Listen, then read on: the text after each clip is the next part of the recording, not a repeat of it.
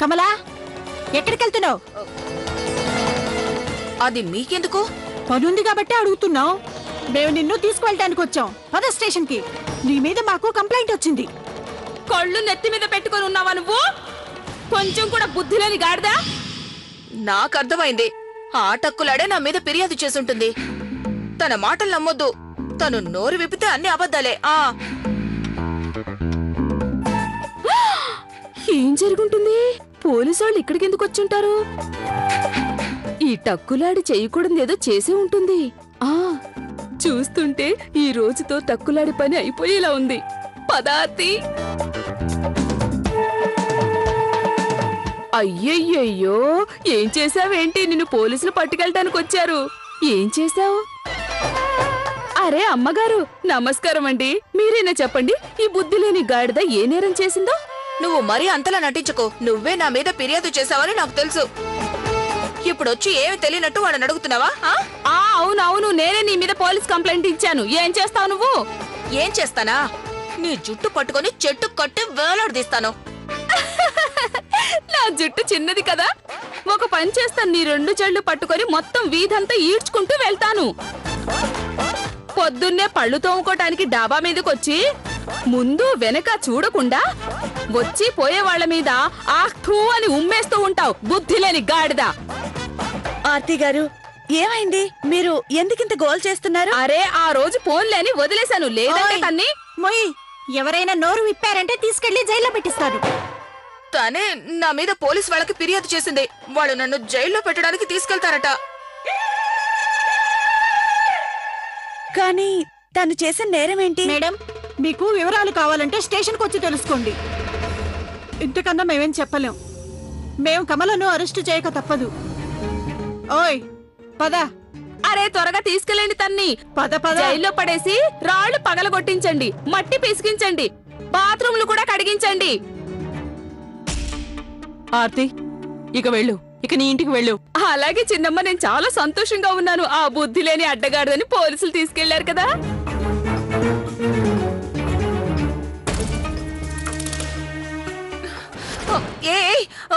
వదలండి, వదలండి, నన్ను వదలండి. పెద్ద మనుషులతో ఇలా ప్రవర్తించకూడదు. నన్ను వదలండి. ఏయ్ నోర్మై,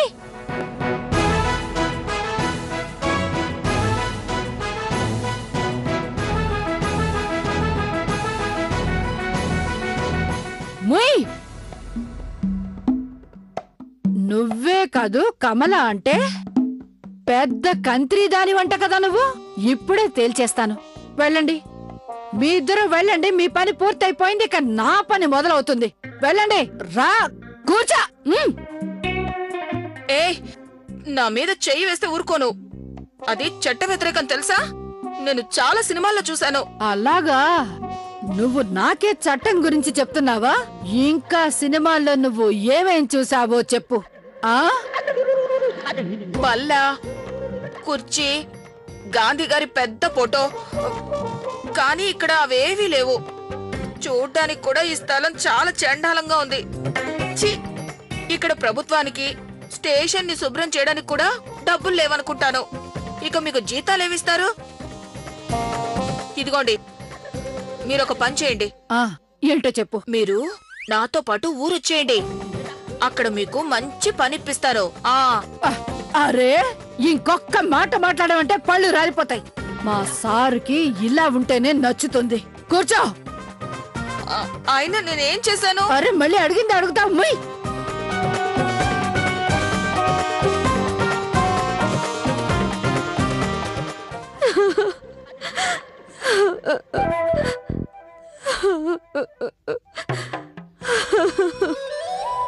వీళ్ళెవరు? అసలు మీరు ఇదంతా ఎందుకు చేస్తున్నారో అర్థం కావట్లేదు. నా ఉద్దేశంలో మీరు ఏం చేసినా కమల్లో మార్పు వస్తుందని నేను అనుకోవట్లేదు. నువ్వు అనవసరంగా కంగారు పడకు. దానికి వేరే మార్గం లేదు కదా. కానీ భారతి, నువ్వు అనవసరంగా కంగారు పడకు.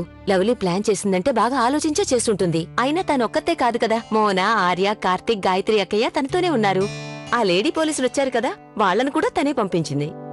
అయినా ఇదంతా చేయాల్సిన అవసరం ఏంటసలు? అరే, కమల కోపంతో వెళ్లిపోతే సిమ్రన్ కేసులో సాక్ష్యం ఉండదు కదా. తను కోర్టులో సాక్ష్యం చెప్పడం చాలా అవసరం.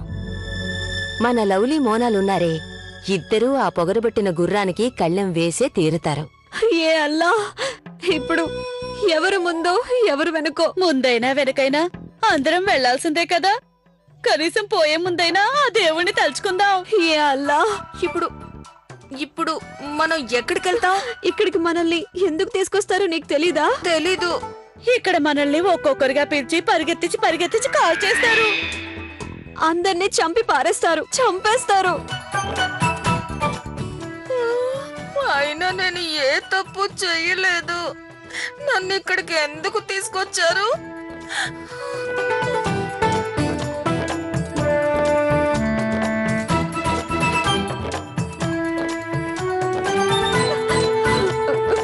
ఓరి నాయనో, ఇప్పుడు ఆ ఇన్స్పెక్టర్ వచ్చాక మనల్ని ఏం చేస్తాడో అని భయంగా ఉంది.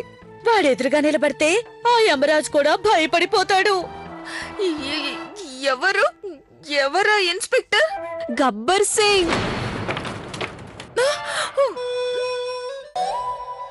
వచ్చేసాడు. ఓయ్, ఈరోజు ఎవరు ముందు? ఇదిగో వాళ్ళే ఏంది ఈ ముగ్గురా? ముగ్గురు. మరేం పర్వాలేదు నిర్మల గారు, చంపేద్దాం, ముగ్గురిని చంపేద్దాం, ఏం పర్లేదు. ఏయ్! ఇన్స్పెక్టర్ గబ్బర్ సింగ్ కి సౌండ్ పొల్యూషన్ నచ్చదు. పోదాం నిర్మల గారు, ఈ రోజు కార్యక్రమం ప్రారంభిద్దాం. చాలా ఆకలిగా ఉంది. ఏయ్, నువ్వెట్టరా? వద్దు. రారా. అయ్యో, నాకు అంత పెద్ద శిక్ష విధించకండి, మీకు దండం పెడతాను. ముందు నీ ఏడు పాపు. ఇంకా ఇద్దరిని చంపాలి, ఆ తర్వాత వేరే పని కూడా చూసుకోవాలి. కదలకుండా నుంచో. వద్దు.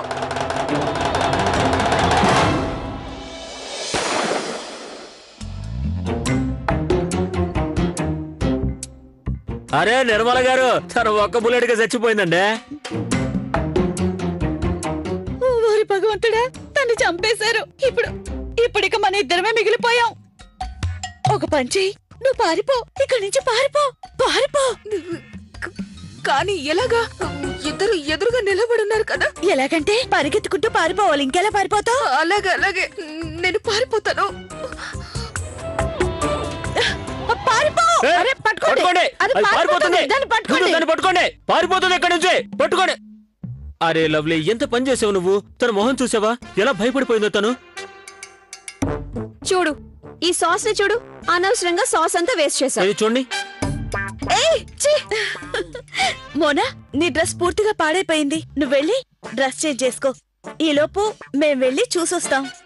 పని పూర్తయిన వెంటనే నీకు ఫోన్ చేస్తాం. నువ్వు అక్కడికి వచ్చేసాయి. ఓకే? సరే. అరే ఏది ఏమైనా కానీ నాకు మాత్రం చాలా సరదాగా ఉంది. పదండి.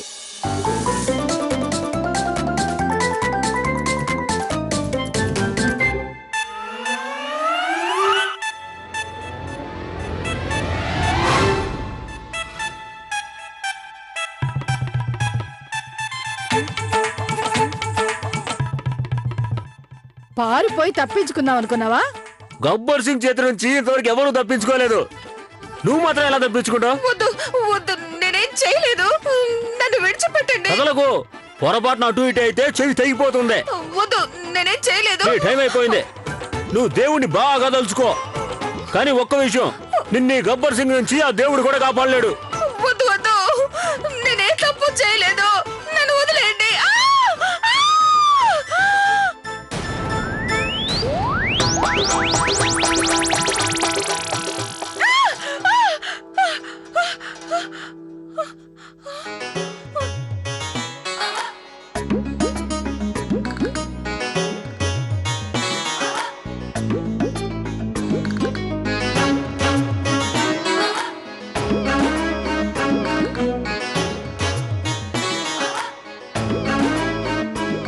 కమలా, పదక్కడి నుంచి పద.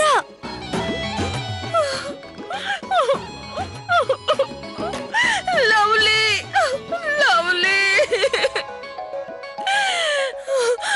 ఈరోజు నువ్వే లేకపోతే ఈ రాక్షసుడు నన్ను చంపేసేవాడు. వాటికి నేను చచ్చిపోయేదాన్ని. నువ్వు చేసిన ఈ మేలు నేను జీవితాంతం మర్చిపోను. కమలా అవన్నీ తర్వాత మాట్లాడుకుందాం. ఒకవేళ వీళ్ళ గనక స్పృహ వచ్చిందంటే మనిద్దరిని చంపేస్తారు. పదిక్కడి నుంచి. పద. 1 సెకండ్. వీళ్ళు చనిపోయారేమో నేను చెక్ చేస్తాను. వీళ్ళు గనక చనిపోతే హత్యా నేరం కింద నన్ను ఉరి తీస్తారు. ఉండు, నేను చెక్ చేస్తాను.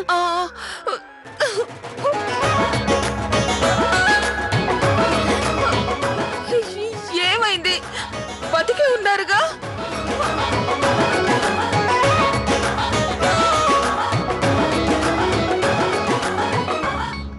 కార్తీక్, నేను ఈ కమలం తీసుకుని ఇంటికి వెళ్తాను. నువ్వు ఆంటీని తీసుకుని ఇంటికొచ్చి. కార్తీక్, ఏమైంది? కమలా, నువ్వు ఒక పంచి. నువ్వు వెంటనే ఇక్కడి నుంచి పారిపో. ఈ సమస్య నేనే పరిష్కరించుకుంటాను. ముందు ఇక్కడి నుంచి పారిపో. అలాగే, నేను వెళ్తాను.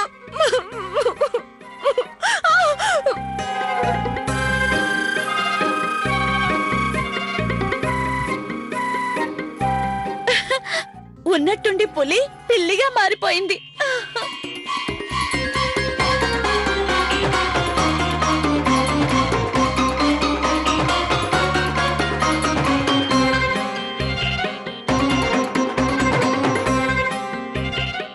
అంతా అనుకున్నట్టే అయ్యింది.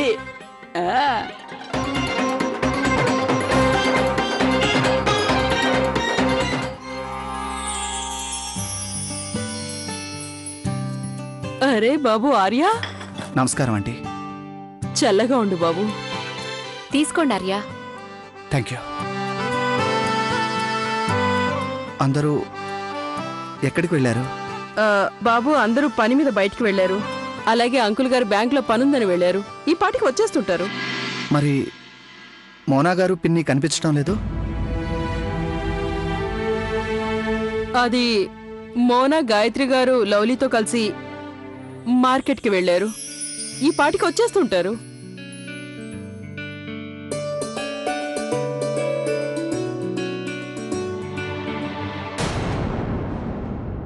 ఆర్య అన్నయ్య, నమస్తే. నమస్తే లవ్లీ. మోనా గారు, గాయత్రి పిన్ని మీతో పాటే వచ్చింది కదా, ఎక్కడున్నారు? అది ఇక్కడ దగ్గరలో వాళ్ళ స్నేహితురాలు ఉన్నారంట. తన్ని కలవడానికి వెళ్లారు. తను డైరెక్ట్ గా స్టేషన్ కి వచ్చేస్తా అన్నారు. అరే ఏంటమ్మా ఇది?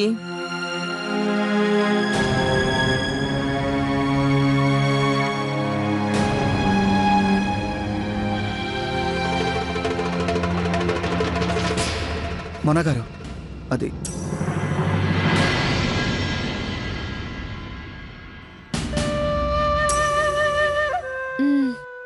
ఏదో సమస్య ఉన్నట్టుంది. ఏదో ఒకటి చేయాలి. ఆర్య, టెన్షన్ పడకు. భార్యాభర్తలు అన్న తర్వాత చిన్న చిన్న గొడవలు వస్తూనే ఉంటాయి. వాటి కారణంగా బంధం అనేది ఎప్పుడు చెడిపోకూడదు. కాన్ఫిడెంట్గా ఉండు, అన్నీ సర్దుకుంటాయి. రా, గాలి బాగా వస్తుంది కదా. అదిగో వాళ్ళు కూడా వచ్చారా? నాకు ఒంట్లో ఏం బాలేదు, నేను వెళ్తాను. ప్లీజ్ మోనా గారు, నా మాట వినండి.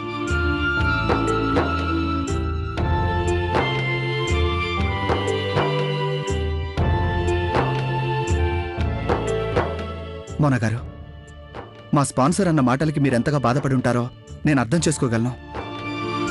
నన్ను నమ్మండి మోనా గారు, ఈ ప్రపంచంలో నేను ఎక్కువగా గౌరవించేది కేవలం మిమ్మల్ని మాత్రమే.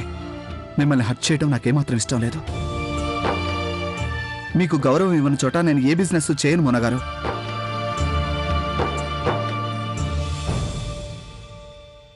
అదే నిజమైతే అతని మాటలు వింటూ ఎందుకు నిల్చున్నారు? అతను ఎందుకు ఏమనలేదు? మోనా గారు, నేను నా కోపాన్ని చాలా కంట్రోల్ చేసుకున్నాను. అక్కడ సీన్ క్రియేట్ చేయడం నాకేమాత్రం ఇష్టం లేదు. ఐఎమ్ సారీ మోనా గారు, ప్లీజ్. మీరు బాధపడుతుంటే నేను చూడలేను. అలాంటప్పుడు ఇలాంటి పనులే మళ్ళీ మళ్ళీ ఎందుకు చేస్తుంటారు? ఐఎమ్ సారీ మోనా గారు, ఇకెప్పుడు మిమ్మల్ని నేను హర్ట్ చేయను. ప్రామిస్ మోనా గారు, ప్లీజ్ ఈ ఒక్కసారికి నన్ను క్షమించండి. ఫ్రెండ్స్,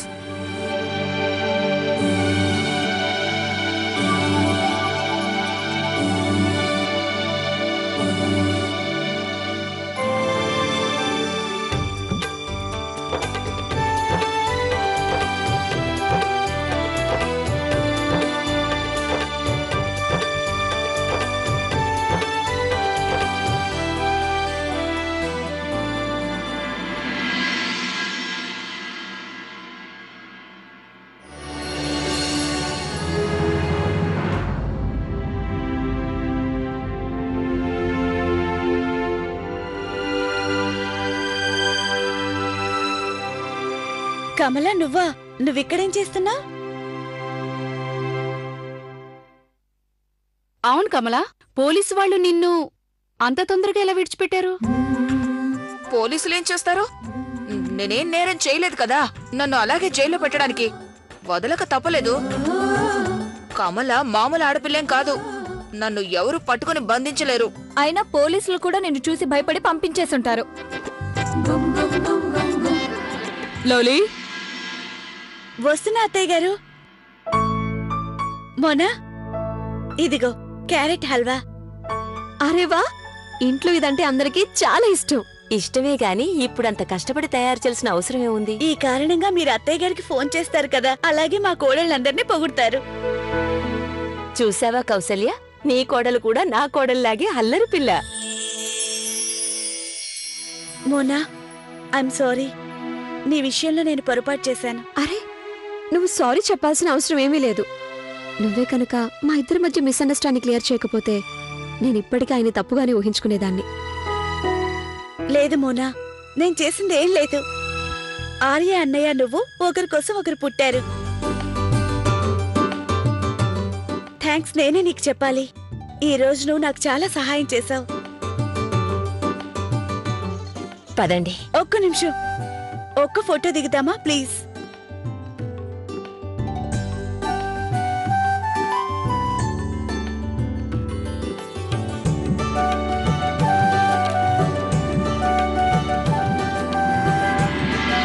కమలా, అందరూ అక్కడుంటే ఇక్కడ నువ్వేం చేస్తున్నా? ఇకపై నువ్వు కూడా మా ఇంట్లో మనిషివే. పద, నాతో రా.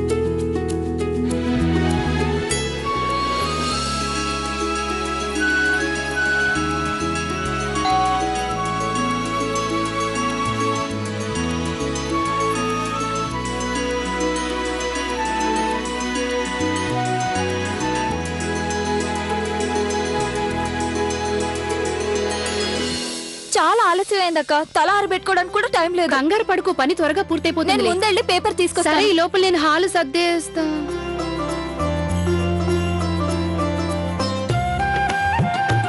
ఈ రోజు ఏమైనా సెలవా? పేపరేరా. అది వదిలే ప్రియా, ముందే వింత చూడు. హాల్ ఆల్రెడీ ఎవరో సర్దేసినట్టుంది. రాత్రి ఎక్కడ వస్తువులు అక్కడే పడేశాం. నేనైతే సర్దలేదు.